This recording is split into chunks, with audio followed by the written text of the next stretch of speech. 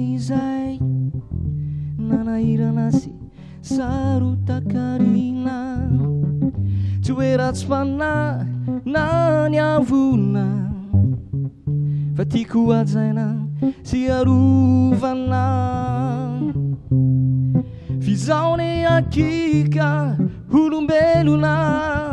tsy ho mafito ny fitiavako anao efa lasanao ny foko sy ny manodidinay avelao ao hanananiako dunia melako anao rity efa lasanao ny foko sy ny manodidinay avelao ao hanananiako dunia melako anao rity beny tsy fitovina tsy fifanarahana tsika tsy akizy na tsy matotra ny fahafantsika tsy njovina tsy jaly toy ny voa fatotra fizaone akika olombelona tsy ho mafito ny fitiavako anao efa lasanao ny foko sy ny manodidinay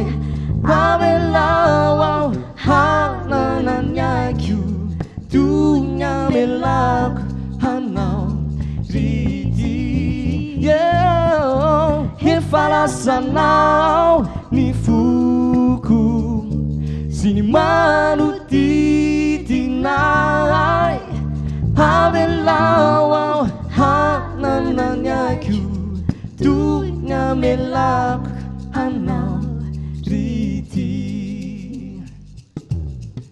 nahitako anao ndray voalohany tamin'izay nanahirana sy sarotakarina tsy hoe ratsy fanahy na niavina tiako hajaina sy arovana efa lasanao ny foko